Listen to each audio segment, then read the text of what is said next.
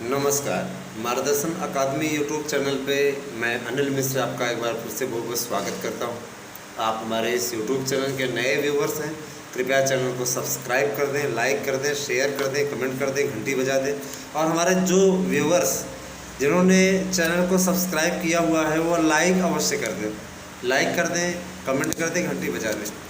आपका लाइक, आपका सब्सक्रिप्शन और आपका कमेंट हमें प्रेरणा देता है नित नए वीडियो बनाने की, और इसमें आपका सहयोग अपेक्षित है। आप अवश्य सहयोग कीजिए जिससे कि, और अगर कोई सुझाव हो तो सुझाव भी दीजिए जिससे कि हम अपने चैनल को अच्छा बना सकें, क्योंकि आपका सुझाव भी हमें शक्ति देता है। आपका चैनल है, आप इसके लिए सुझाव दीजिए जिससे कि हम इस चैनल को अच्छा बनाने का और प्रयास कर सकें। हम आपकी मदद करने के लिए इस चैनल को लेकर के आए हुए हैं। आज आपके लिए 2 वीडियोस प्रस्तुत किए जा रहे हैं।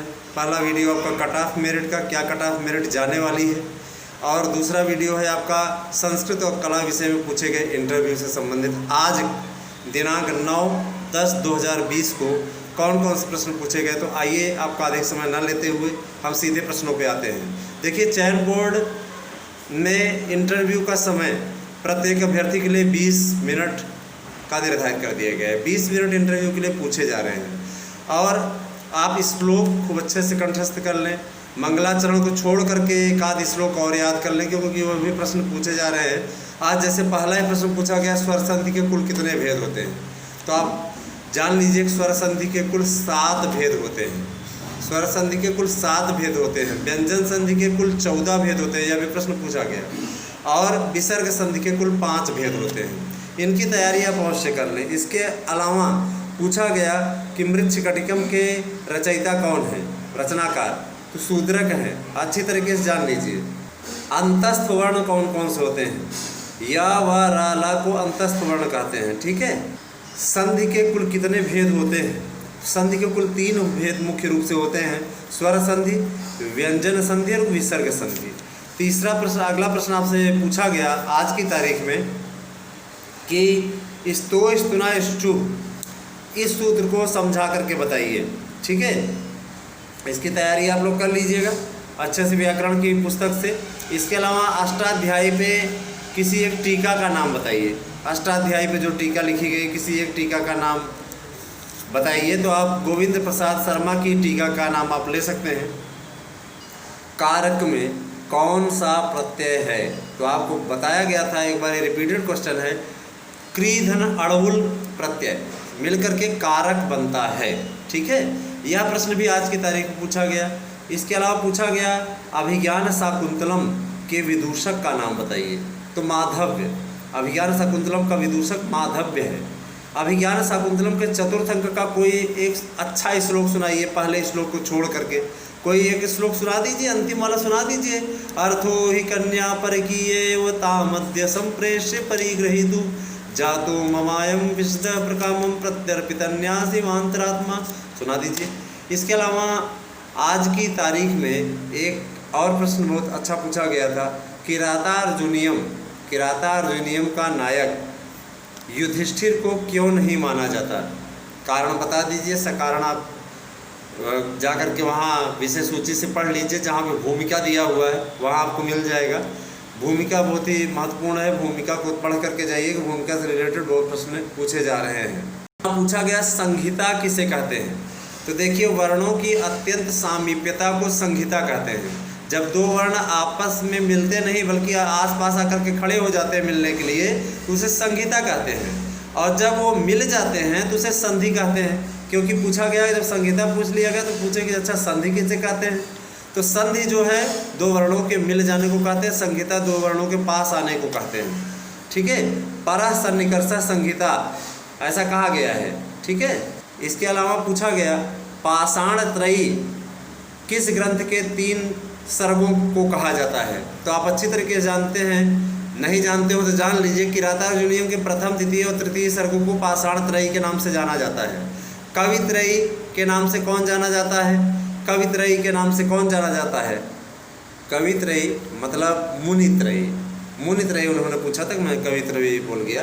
तो मुनित्रयी के रूप में पाणिनि जी माने जाते हैं, इसके अलावा कात्यायन माने जाते हैं और पतंजलि जी माने जाते हैं। ये मुनित्रयी की श्रृंखला में आते हैं और आप त्रयी वाला ज़रूर तैयार कर लें।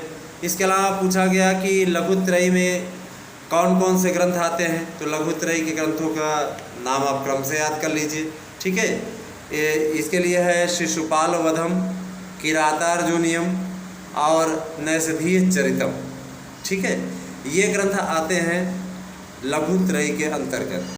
नहीं, देखिए, लघुत्रयी के अंतर्गत रघुवंशम महाकाव्यम और कालिदास के ही तीनों ग्रंथ आते हैं लघुत्रयी के अंतर्गत। रघुवंश, कुमार संभवम और मेघदूतम को लघुत्रयी के अंतर्गत रखते हैं। बृहत्त्रयी के अंतर्गत हमने जो अभी इसके पहले बताया जिसको लघुत्रयी में, वो ग्रंथ था किरातार्जुनीयम, शिशुपाल वधम और नैषधीय चरितम। ये बृहत्त्रयी के ग्रंथ हैं। तो आप जो तैयारी करें वह एथेंटिक करें, प्रामाणिक करें, जिससे कि आपका चयन हो जाए। और मेरिट के बारे में मैंने आपको पहले बता दिया, 108 प्रश्न पे फाइनल हो जाना है जनरल को, और 45 नंबर का उनको वाइवा मिला हुआ है। तो ठीक है, पूछा गया कि टाप प्रत्यय से बना करके कोई शब्द सुना दीजिए। तो बालिका है, उसमें टाप प्रत्यय है ना।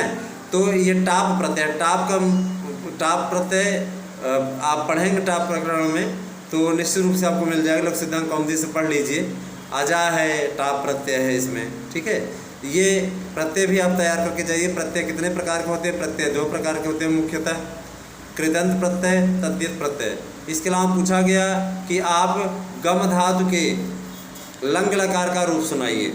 गम धातु के लंग लकार का रूप पूछा गया कि संस्कृत में सर्ग किसमें लिखे जाते हैं, कौन से ग्रंथ में सर्ग लिखे जाते हैं? तो महाकाव्य में लिखे जाते हैं। इसके अलावा आप संधि के सभी प्रकारों का एक एक उदाहरण देते हुए प्रकारों का वर्णन कीजिए। तो आपको क्रम से बताना है, ध्यान दीजिएगा, ठीक है। संधि के सभी रूपों को सबसे पहले कल की तारीख में बहुत से बच्चों से पूछा गया आप क्या तैयार करके आए हो, पुराना ट्रेंड लौटा है, तो क्या तैयार करके आए हो बता दो उनको कायदे से, जो तैयार करके गए हो। आज कला विषय के अभ्यर्थियों से जो प्रश्न पूछे गए वह चौंका देने वाले थे।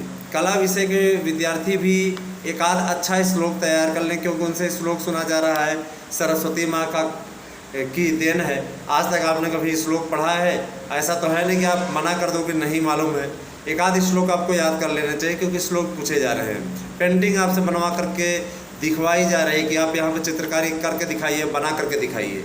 तो देखिए, ये चीज़ें बहुत ज़रूरी होती हैं। इसके अलावा हाथी गुम्फा की गुफाएं किस राज्य में स्थित है? चित्रकला, एक अच्छे चित्रकार के कौन कौन से गुण होने चाहिए? एक अच्छा चित्रकार क्या अच्छा लेखक भी हो सकता है?